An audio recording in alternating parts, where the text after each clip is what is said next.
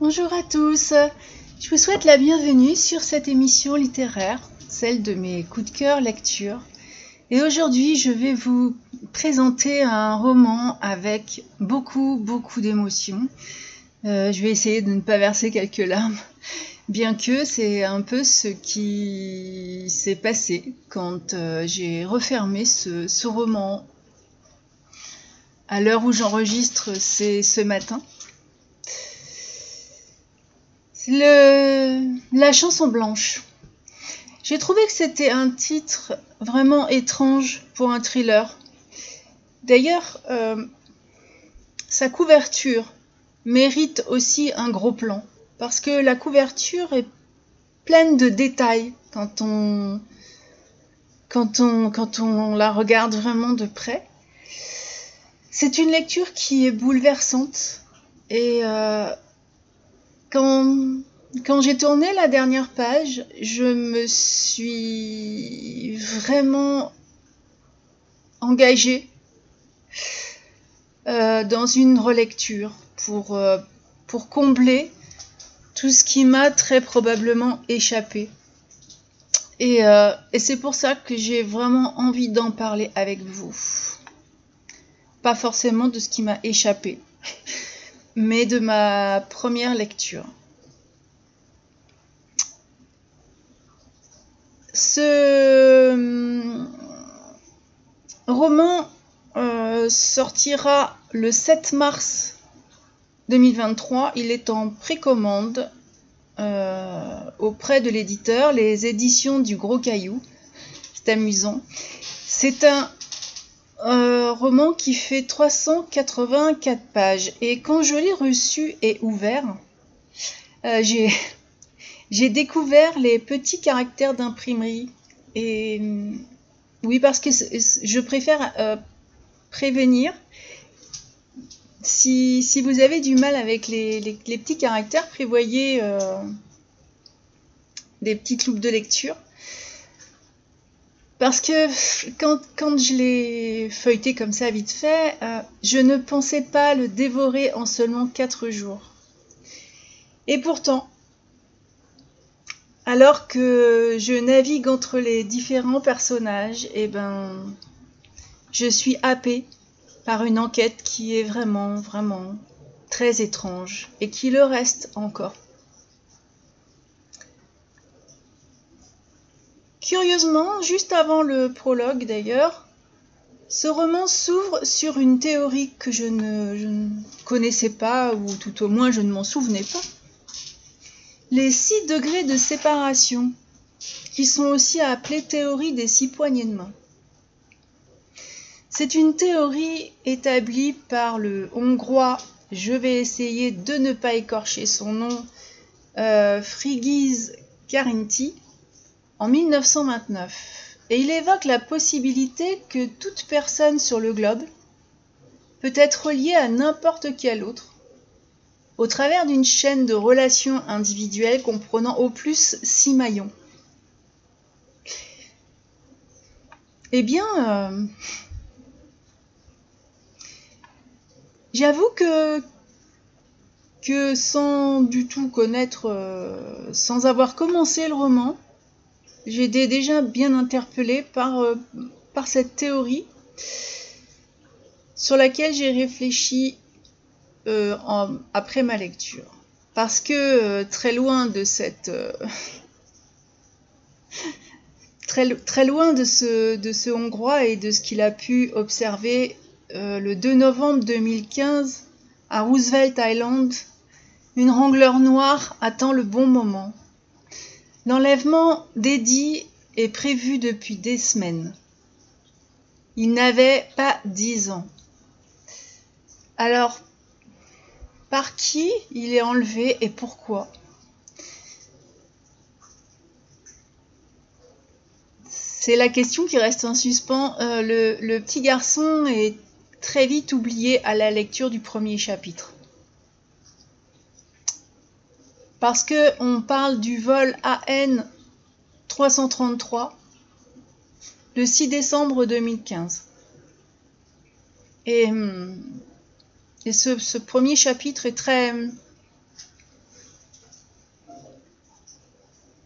très précis, très... Il fait parler la sensibilité du lecteur. C'est vrai que mon regard en lisant était chargé d'incompréhension parce que j'assistais aux derniers instants des passagers de ce vol AN 333 qui n'atteindra jamais Paris. Et c'est vrai que je ne sais pas si vous l'êtes déjà demandé à une époque où j'avais encore un quelconque intérêt pour les médias. Il y avait souvent... On nous montrait surtout des catastrophes. Et je me suis demandé quelles pouvaient être les émotions qui traversent ceux qui vont mourir dans un accident d'avion. C'est haut un avion. Et je me demande si ça met beaucoup de temps à cracher. Il y a la peur, il y a l'oubli, il y a l'incompréhension. Et puis d'autres ont ce besoin d'écrire. S'ils sont ensemble, il y a les adieux ou la résignation. Et l'auteur nous en offre une description oppressante. J'étais spectatrice très impuissante et réduite au silence, bien sûr, parce que figée. Et la lectrice que je suis ne s'est pas arrêtée sur les détails qui peuvent se glisser entre les lignes. Mais la question reste posée, que s'est-il passé dans cet avion ?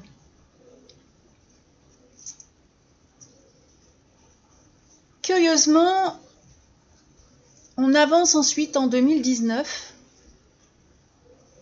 où je rencontre deux personnages dont je vais suivre la quête tout au long du roman, Tom et Ariane.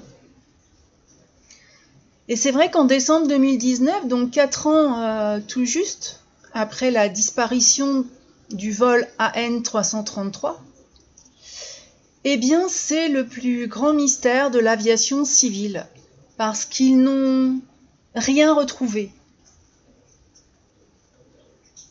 Et pourtant, ce jour-là, Elias Kaplan, directeur du bureau d'enquête et d'analyse pour la sécurité de l'aviation civile, fait déplacer Tom Caldera à Paris afin de lui poser quelques questions. Il affirme avoir de nouveaux éléments concernant ce crash, le crash du vol AN 333.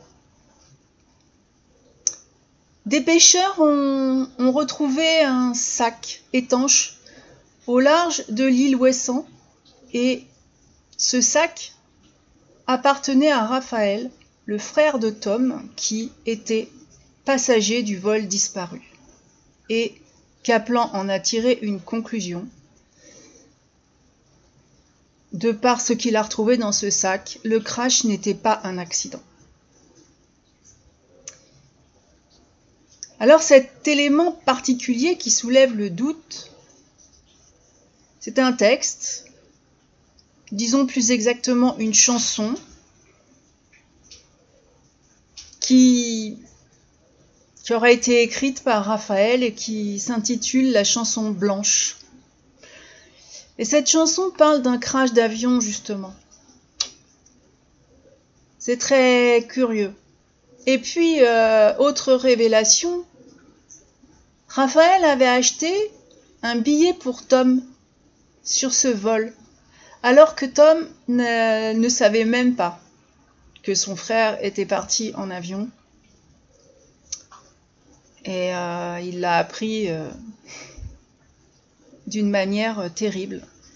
Et pour Tom, qui n'a jamais fait le deuil de son frère, les accusations de Kaplan sont vraiment insoutenables. On peut le comprendre. Et alors que l'enquête et les recherches reprennent sur la base de ces nouveaux éléments, l'auteur m'a invité à un voyage entre la psychologie des passagers du vol avant le crash et les découvertes surprenantes que font Tom et Ariane. Alors, eux ont pris un congé pour suivre une intuition et surtout, laver les soupçons qui sont portés sur Raphaël. C'est très important pour Tom. La lecture est déstabilisante.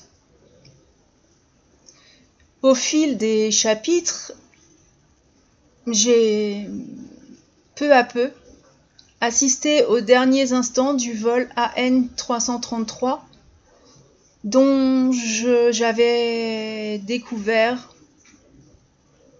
et même fait connaissance, et même une connaissance très proche avec ces passagers qui ont disparu. Et puis, dans le même temps, la piste qui est suivie par Tom soulève nombre de questions, de mystères et de rebondissements.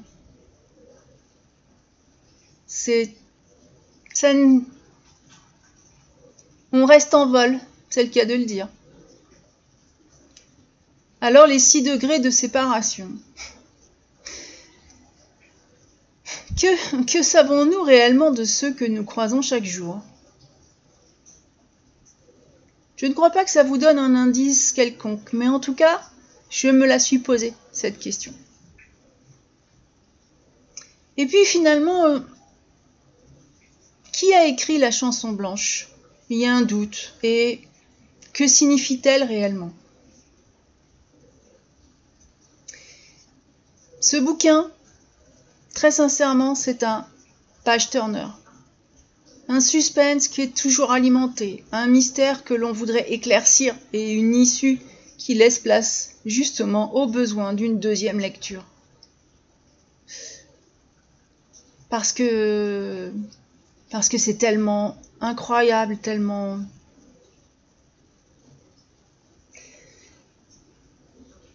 Alors je suis sûre qu'avec ce que j'ai appris, je pourrais peut-être déceler tous les indices qui ont été survolés par... J'ai eu le sentiment d'avoir une addiction malsaine. C'est quand même un étrange sentiment que celui de violer l'intimité d'un témoignage. Mais en fait, c'est pas un témoignage, c'est un roman. Mais la plume est si fluide et l'action d'un tel réalisme que oui. Oui, c'est quelque chose qui pourrait tout à fait être en partie un témoignage. Le crash de cet avion m'en a d'ailleurs rappelé un autre, tout aussi... C'était dans une série et j'ai trouvé qu'il y avait, bon, pas des similitudes, mais c'est vrai que dans ces enquêtes où on essaye de recoller les morceaux de ce qui a pu se passer quand un avion effectivement se crash, c'est très, très important pour les survivants. Très important et c'est quelque chose de très sérieux. Alors en fin de lecture, je suis revenue sur Figgis Caranti et sa théorie. Parce que c'est pas un hasard si elle saute aux yeux avant même le prologue. En fin de lecture, je suis revenue sur la théorie des 6 poignées de main. Alors, rhétorique ou philosophique, il me semble, en tout cas très évident que l'auteur utilise un style littéraire qui s'est persuadé. Mais en 1929, les réseaux sociaux n'existaient pas. Donc si cette théorie se révèle exacte, disons plus ou moins, puisqu'on parle de 6 maillons, elle est exponentielle alors aujourd'hui. J'ai une pensée pour un réseau professionnel. Je parle pas des réseaux grand public, mais des réseaux qui sont professionnels et où il semble toujours que les amis de mes amis sont mes amis. Ce que je ne trouve pas forcément exact. Mais comme vous le voyez, ou vous l'entendez, ce roman apporte beaucoup plus qu'une simple histoire, une simple enquête. La chanson blanche de Grégoire Godineau, c'est un roman où la psychologie des personnages est vraiment particulièrement bien travaillée, tout comme leurs relations, leurs interrelations, leurs émotions. De mon point de vue, le thriller est une toile de fond, parce que le style littéraire pourrait être... Oui, ça m'a fait l'effet d'un essai qui est rédigé par un observateur très minutieux, un psychologue, un éthologue, une personne lambda à la sensibilité exacerbée. Mais, parce qu'il y a toujours un mais, l'auteur est passionné par l'écriture et la musique. Il a publié son premier roman à 23 ans. Et donc, il en a maintenant 26. Et il publie donc La chanson blanche. La musique, particulièrement le piano, et la guitare sèche aussi, probablement. Mais bon, là, il est question de piano. Reste pour moi l'art de la sensibilité, justement. Et tout comme il compose sa musique, selon moi, Grégoire Godineau manie la plume avec une profonde subtilité, une grande sensibilité. Il est pianiste et compositeur. Auteur, et il nous ouvre les portes de son univers.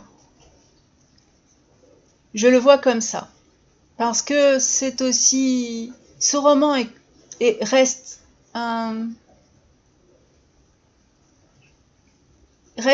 très, très humain. Il n'y a pas de... Il y a énormément de secrets qui vont être mis au grand jour. Et cette ouverture de parole est déclenchée par la reprise de l'enquête du crash. Mais vous allez voir que c'est quand même un voyage au centre de l'humain.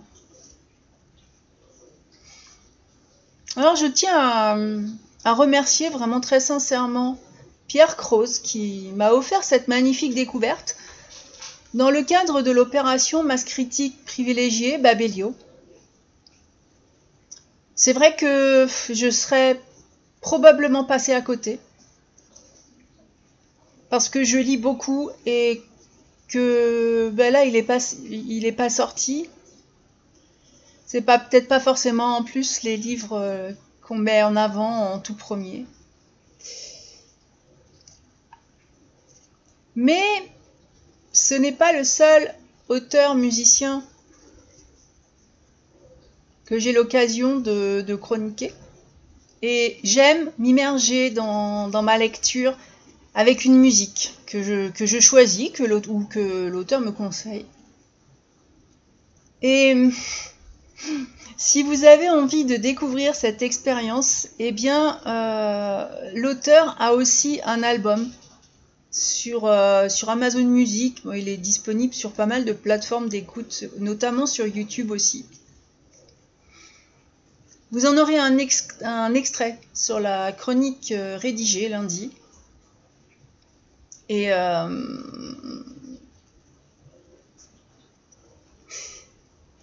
si vous avez la sensibilité des sons, des odeurs, autant que du vocabulaire, des mots, et de la lecture, vous allez comprendre pourquoi je vous ai présenté autant un auteur que sa musique.